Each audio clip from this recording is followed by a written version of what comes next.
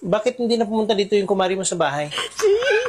Dati naman, pagdating niya galing abroad, excited na kagad pumunta dito sa bahay. Ewan ko ba nun?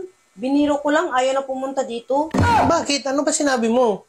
Sinabi ko lang naman na ayaw na tumayo yung sayo. Bakit mo sinabi? Teka, mukhang duda ako sa inyo eh. Kumari natin yun, pagdudahan mo, ano ka ba? Puntahan mo, bawiin mo yung sinabi mo. Ano ba sabihin ko? Sabihin mo na malakas pa tumayo.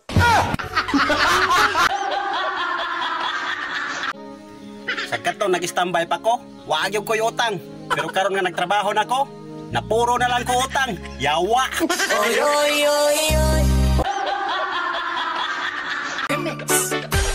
Kung ako'y mag-aasawa, ang pipiliin ko,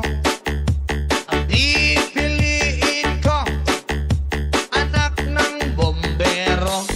Bomba siya, bomba ako, bombahan kami, hanggang ating gabi. At kung ako naman